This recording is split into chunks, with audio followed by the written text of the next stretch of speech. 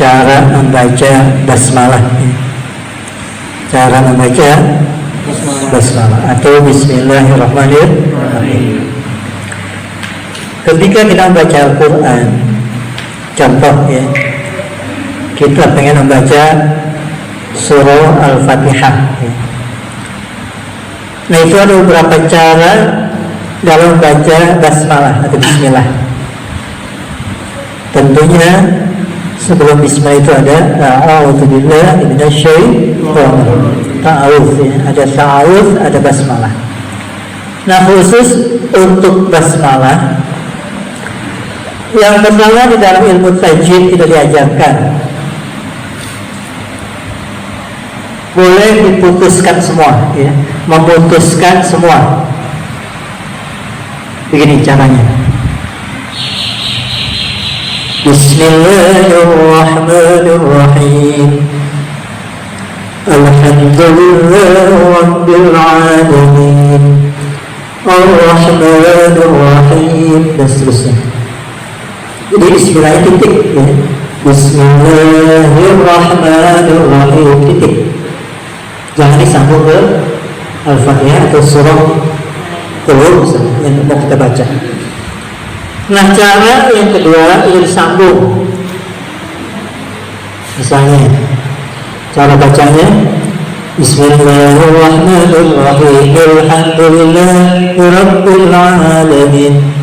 Jadi kalau kita sambung itu mi-nya dibaca ya. Bismillahirrahmanirrahim. Hamdu ya.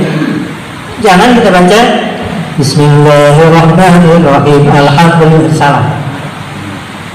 Jadi cara membaca basmalah yang kedua, antara basmalah dengan surah disambung, diwasal. Bismillahirrahmanirrahim. Alhamdulillahirabbil alamin. Itu ya. Nah, ada cara yang tidak boleh kita baca. Cara membaca bismillah yang tidak boleh. Begini cara bacanya. Misalnya kita baca Al-Fatihah, kita baca pada ayat terakhir. Misalnya pas udah ayat terakhir, ghairil maghdubi 'alaihim waladdallin. Bismillahirrahmanirrahim. Itu boleh haram. Kenapa haram? Ketika di akhir surah kita sambung dengan bismillah lalu titik, nanti disangkanya bismillah masuk ke ayat itu. Paham maksudnya? Ini nggak boleh. Misalnya kita baca minal jinnati wan nasi bismillahirrahmanirrahim, itu nggak boleh. Jadi tidak boleh menyambung bismillah titik dengan surat sebelumnya ya. Ini nggak boleh. Jadi yang pertama diputus semua. Misalnya kalau kita mau campur dengan ta'awudz ya, a'udzubillahi minasyaitonirrajim titik, Bismillahirrahmanirrahim titik, Alhamdulillahirabbil alamin dan seterusnya ya. Yang kedua, a'udzubillahi minasyaitonirrajim Bismillahirrahmanirrahim. Jadi ta'awudz dengan basmalah digabung. A'udzubillahi minasyaitonirrajim Bismillahirrahmanirrahim. Jadi ini dibaca. Jangan dibaca a'udzubillahi minasyaitonirrajim Bismillah, itu nggak boleh ya. Jadi ini dibaca a'udzubillahi minasyaitonirrajim Bismillahirrahmanirrahim. Itu cara yang kedua. Cara yang ketiga digabung semua. Kalau nafas panjang ya. Jadi kalau nafasnya panjang digabung. A'udzubillahi minasyaitonirrajim Bismillahirrahmanirrahim Alhamdulillahirabbil alamin. Tuh, semua digabung tuh. Kalau nafasnya panjang. Tapi kalau nafas kita nggak panjang, pas-pasan kayak saya, ya kita atur aja dengan diri kita. Jadi kita ngukur diri. Ketika baca Al-Quran kita ngukur diri kita, artinya ngukur nafas kita sampai sejauh mana kita sanggup. Jangan sampai nanti kita baca itu Bismillahirrahmanirrahim alhamdulillah gitu ya. Jangan ya. Jadi yang ketiga diwasol semua, disambung semua. Nah yang terakhir ini tadi yang saya katakan yang diharamkan, yang dilarang. Jadi kita nggak boleh menggabungkan surah dengan bismillah titik ya. Walam yakul lahu kufuwan ahad. Nah itu kita berhenti biasanya. Nah kalau kita mau sambung misalnya dengan bismillah, walam yakul lahu kufuwan ahadun bismillahirrahmanirrahim, itu nggak boleh ya. Mau surah apapun kalau kita gabung dengan bismillah lalu titik itu nggak boleh. Dikhawatirkan bismillah menjadi masuk ke surah berikutnya, padahal bismillah adalah ayat pertama dalam surah Al-Fatihah. Nah ini para jamaah sekalian cara membaca bismillahirrahmanirrahim. Terkadang kita dalam tahlil kan kita cepat tuh ya. Misalnya kita lagi yasin ya. Bismillahirrahmanirrahim Yasin, boleh ya. Yang kalau nafas yang panjang-panjang silakan tuh ya. Pokoknya kalau kita wasolin baca surah, maka ujung hurufnya yang misalkan baris hidup kita baca. Jangan kita mau nyambung tapi kita putus ya. Contoh misalkan pada surah Al-Fatihah ya. Surah Al-Fatihah ini ada 7 ayat. Imam Asy-Syafi'i yang kita pegang mazhabnya itu beliau menjadikan Al-Fatihah 7 ayat seperti kita baca biasa saat ini ya. Ayat terakhirnya apa? Siratal ladzina an'amta 'alaihim ghairil maghdubi 'alaihim waladdallin. Itu ayat 7 kalau Imam Asy-Syafi'i. Tapi kalau Imam Hanafi itu 7 ayat tidak termasuk bismillah. Jadi bismillah nggak masuk. Imam Syafi'i ayat pertamanya bismillah. Al-Fatihah ya. Surah Al-Fatihah ayat pertamanya bismillahirrahmanirrahim. Tapi Imam Hanafi bismillah nggak masuk. Ayat pertamanya alhamdulillahirabbil alamin. Nah ayat ketujuhnya mana?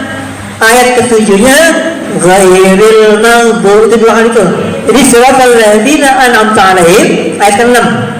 Ghairil maghdubi 'alaihim wala ayat 7. Itu Imam Hanafi. Makanya kalau ada orang dalam sholat berjamaah, sholat Jumat atau biasa, terkadang bismillah nggak baca, ada kan?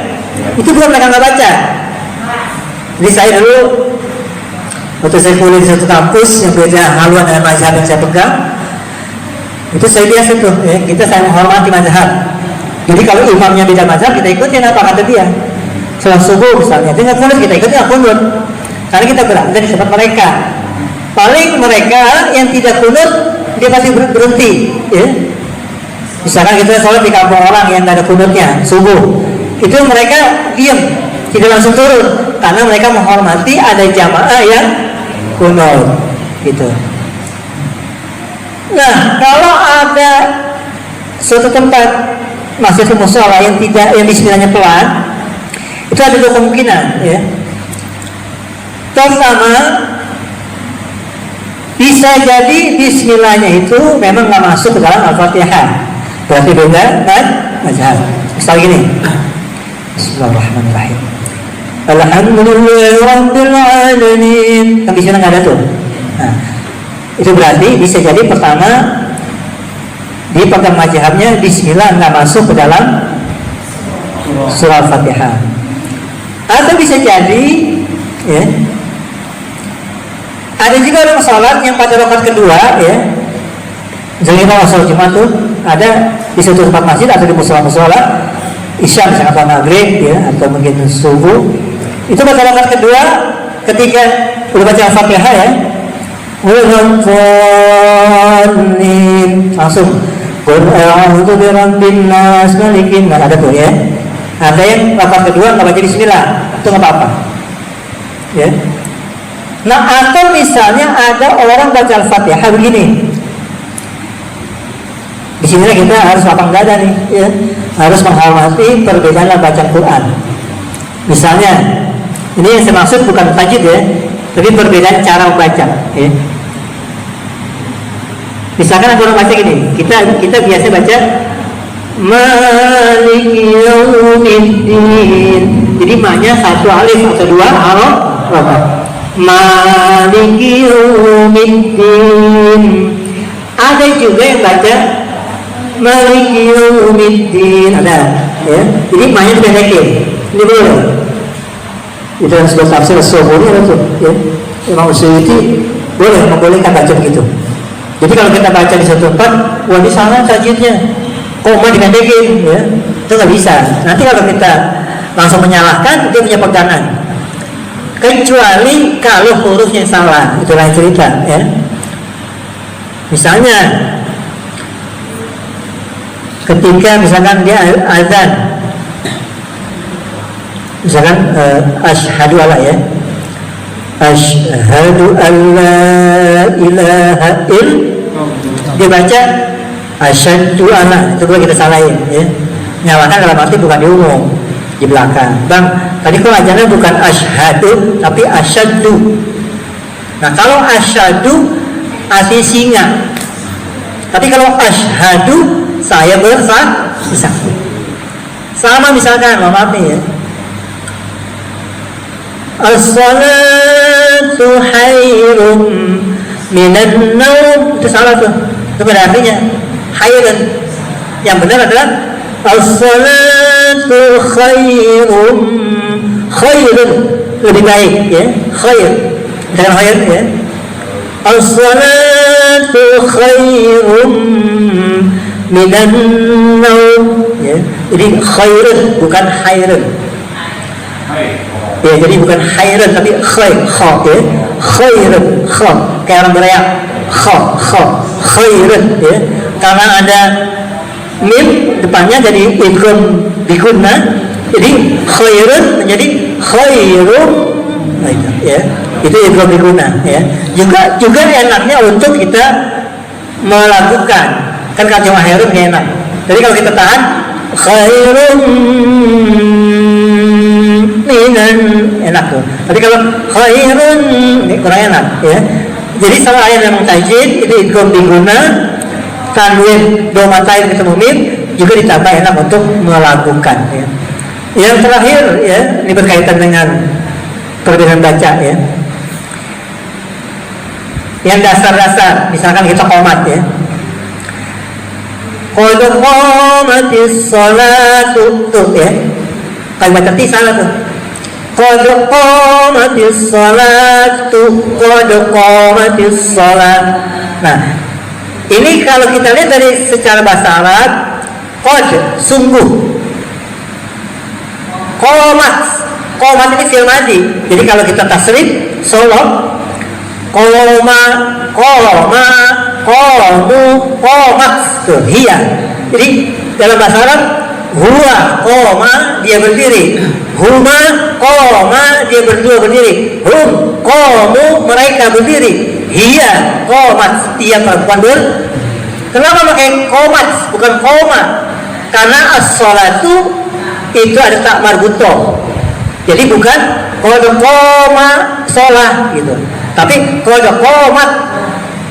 Nah, kenapa kok di dalam bahasa Arab hiya qamat menjadi tayati? Nah, kalau ada tak sukun lalu di depannya ada alif lam, maka harus kasrohkan. Nggak bisa bacanya qad qamat as-shalah, enak dan salah Ibnu Tajib. Tetapi walaupun dia katanya qamat itu mati karena as-shalah ada alif lam asy-syamsiyah, maka dibaca qad qamati as-shalah. Jadi qad qamatis sholatu, qad qamatis shalah, sungguh telah mendirikan sholat, artinya sungguh. Ini kalau fi'il madhi kemasukan qad udah benar-benar berarti sungguh ya. Itu kalau bahasa Arab. Jadi nanti kalau kita qomat ya anak muda khususnya itu yang sampai sembarang tuh. Jadi qad qamatis sholatu, qad qamatis sholat. Jangan qad qamatis sholati, jangan. Atau misalnya qad qamatis shalah, kalau mau dimatiin berhenti dulu ya, qad qamatis shalah itu boleh. Tapi kalau disambung nggak boleh. Qad qamatis shalah. Nah ini tanya jupin karena cepet. Tadi kalau kita kasih titik atau koma, qad qamatis shalah itu boleh. Kita wakafin. Tapi kalau kita sambung, ini harus qad qamatis shalah.